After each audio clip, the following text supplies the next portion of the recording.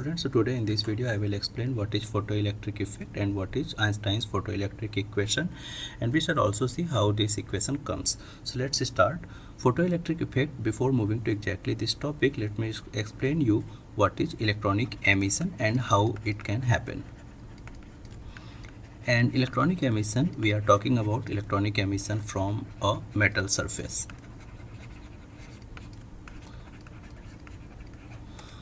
So let's understand what is the structure of a metal. So if you know, the structure of a metal is like this. Suppose this is a block of metal, a piece of metal. Then there are positive ions which are embedded in the metal and they can't move, actually they are fixed.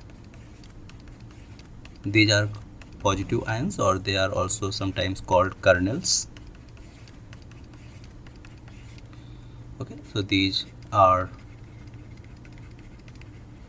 positive ions and these are also sometimes called kernels. And there are free electrons, or which we call mobile electrons. Those electrons are free to move inside the whole volume of the metal. These electrons are not stationary. So there are two types of electrons, which one is like valence electrons, which are present in the attraction force of nuclei, these positive ions. But there are some other category of electrons which are free to move inside the whole space or volume of the metal. These electrons are called free or mobile electrons.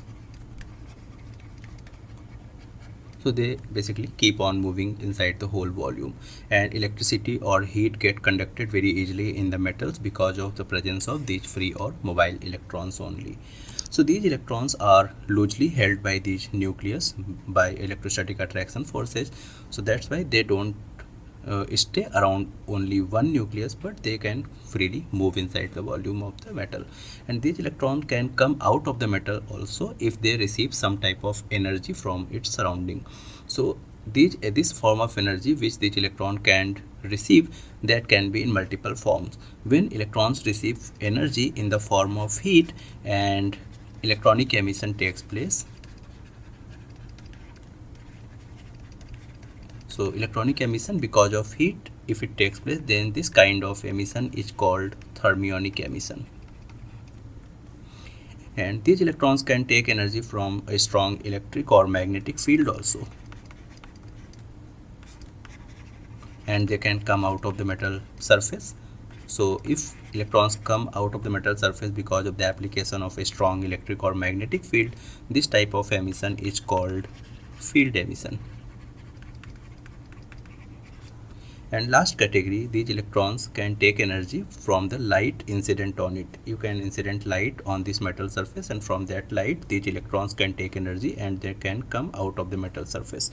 So if energy is taken in the form of light by these electrons and they come out of the metal surface, then this type of emission is called photoemission.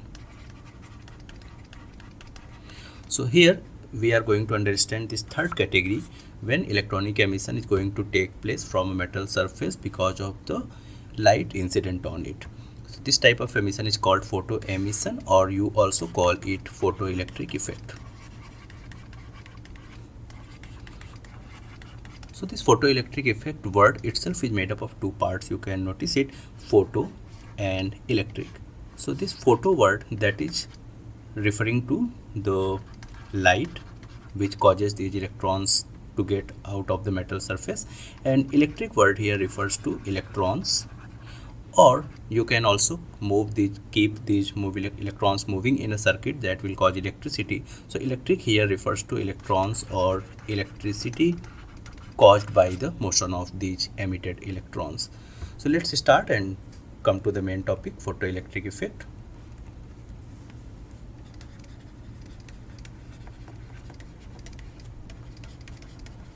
So first we shall define what is photoelectric effect.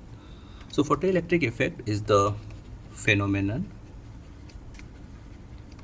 of emission of electrons from a metal surface when light is incident on it. So suppose this is your metal, a particular metal block or metal surface, and light is incident on it. So light is usually represented by h nu. So it is kind of energy when you consider light as a wave or particle. This is particle nature of light getting considered here.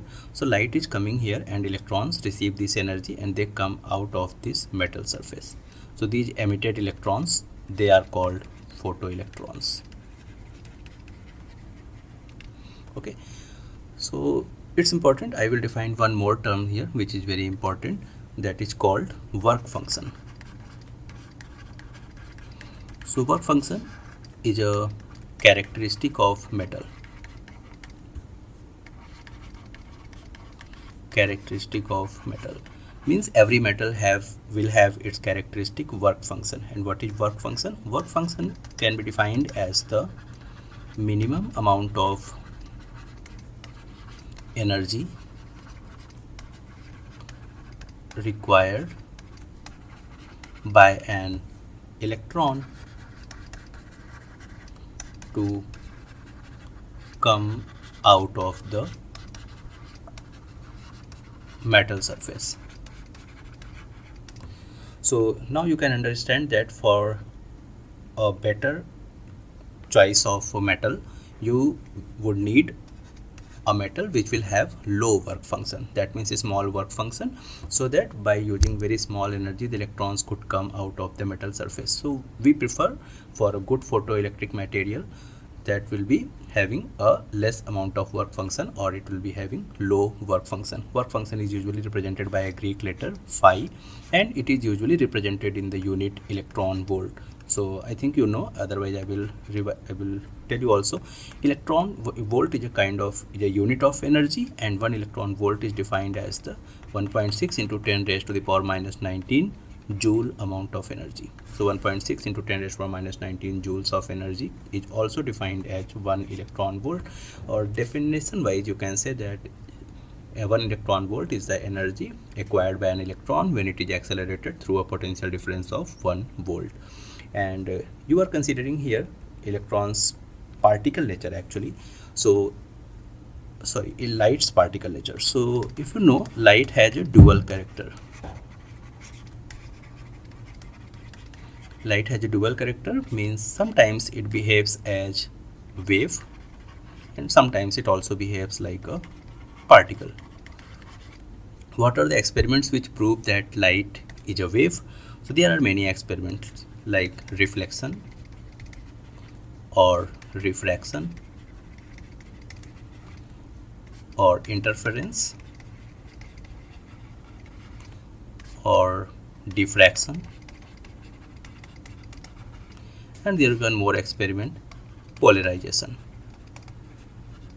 All these experiments prove that light is a wave, and specifically among these experiments, this last one, polarization, that exactly tells you that light is a transverse wave. Okay, but our focus here should be this particle nature, because photoelectric effect can only be explained by the particle nature of the light, and particle nature of light, the experiment which proves it, that is the photoelectric effect. And this is the same effect for which Einstein got Nobel Prize also in 1905.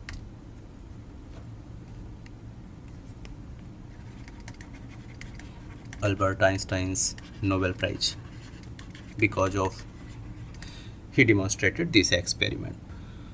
Okay, so photoelectric effect, because of this Einstein got Nobel Prize in 1905. So we are basically focusing on the dual character of light, and basically we are focusing on particle nature of light. So what is particle nature of light? Particle nature of light says that light is made up of very small energy packets. So basically it is kind of small particle, you can consider it. So light is made up of very small energy packets, and every energy packet or light has a frequency nu, or you can say it has a wavelength lambda. Basically these two are related, and product of these two is equal to speed of light, c equals nu times lambda. Nu is the frequency here and lambda is the wavelength. So you know that speed of light, c is the speed of light, which is 3 into 10 to the power 8 meter per second in vacuum. So you can understand that if for light speed has to be constant in a medium, then product of nu and lambda should also be constant. So higher the frequency, lower is the wavelength, and lower the frequency, higher will be the wavelength. So corresponding to this work function we defined previously, work function is the minimum amount of energy which can cause the photoelectric effect or photo emission. Means it is the minimum amount of energy of light using which an electron can come out of the metal surface. So we are considering the particle nature of light, and suppose frequency of the light is nu or wavelength is lambda, then energy of that packet which is given by E equals h nu, or in terms of wavelength you can write E is equal to hc divided by lambda. So photoelectric effect cannot be explained by wave nature of light, it is only explained by particle nature of light. And light particle, they are photons, and energy of each photon that is given by h nu or hc upon lambda. And work function is the minimum amount of energy.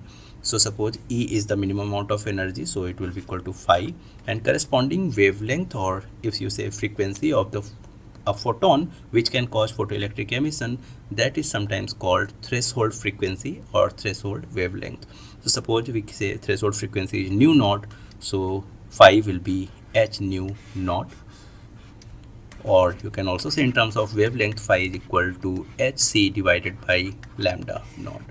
So this nu naught is the threshold frequency, and this lambda naught here, that is threshold wavelength. Okay, so how can you define threshold frequency and threshold wavelength? Threshold frequency, this is the minimum frequency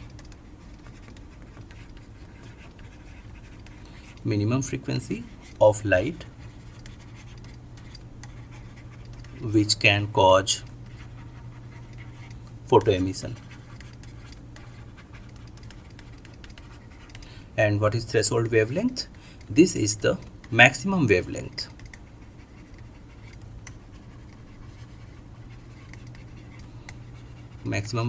which can cause photo emission. Okay, so you got the idea. Threshold frequency nu naught and threshold wavelength lambda naught. So these are the minimum frequency and maximum wavelength which can cause electrons to come out of the metal surface, and they are corresponding to work function, which is the minimum amount of energy of light which can cause photoelectric effect or photo emission. Okay, so I think this is one part of the topic I had to explain today. Now we are moving to the next part, which is Einstein's photoelectric equation.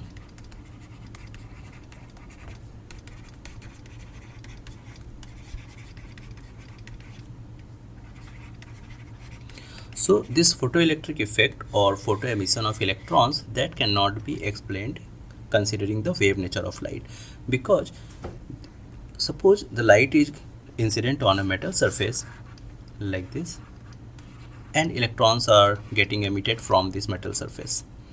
When electrons come out of the metal surface, they have certain amount of kinetic energy also, and that is there is a maximum amount of kinetic energy, and other electrons can have little smaller than this energy also. So electrons are coming, photons, which are light particles, they are coming and getting incident on this metal, and every photon in the light, that is having energy h nu, where nu is the frequency of the incident radiation. So it is experimentally seen that if you keep the intensity of light same and you are increasing the frequency of light or you are decreasing the wavelength of light, there is no change in the number of emitted electrons. So you can say that number of photoelectrons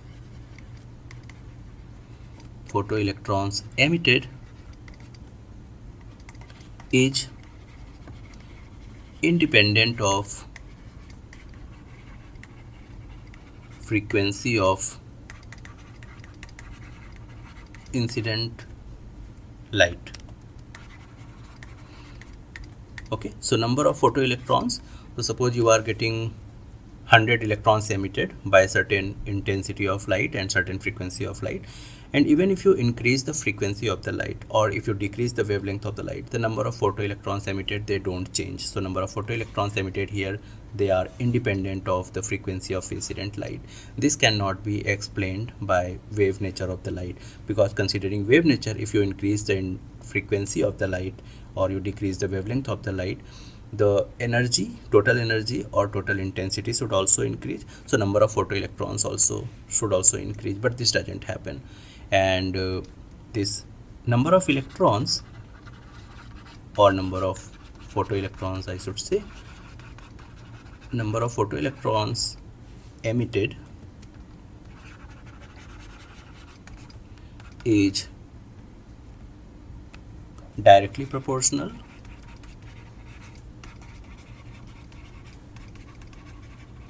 to the intensity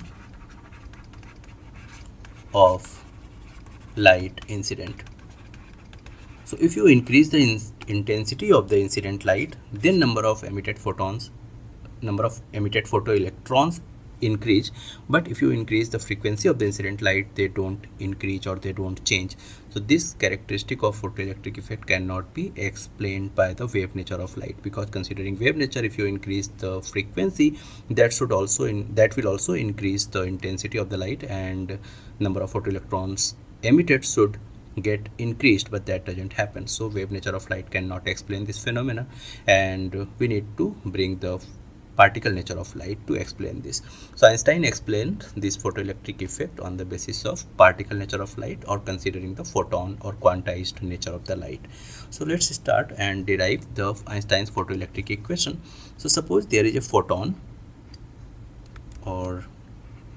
is coming, which is having total energy h nu, and there is a electron present inside the metal surface, and this electron requires a certain amount of energy to come out of the metal surface, and that minimum amount of energy which this electron requires to come out of the metal surface, that is called work function, or phi. So total energy received by this single electron, and this is single energy packet, this total energy will be absorbed by a single photon. So this electron will have now the total energy E, and out of this total energy E, phi amount of energy will get spent in coming out of the metal surface. So E minus phi will be the remaining amount of energy which this electron will possess in the form of kinetic energy. So maximum kinetic energy of the emitted photoelectron will be E minus phi. So we can write E minus phi is equal to K max, and this is nothing but this is the Einstein's photoelectric equation.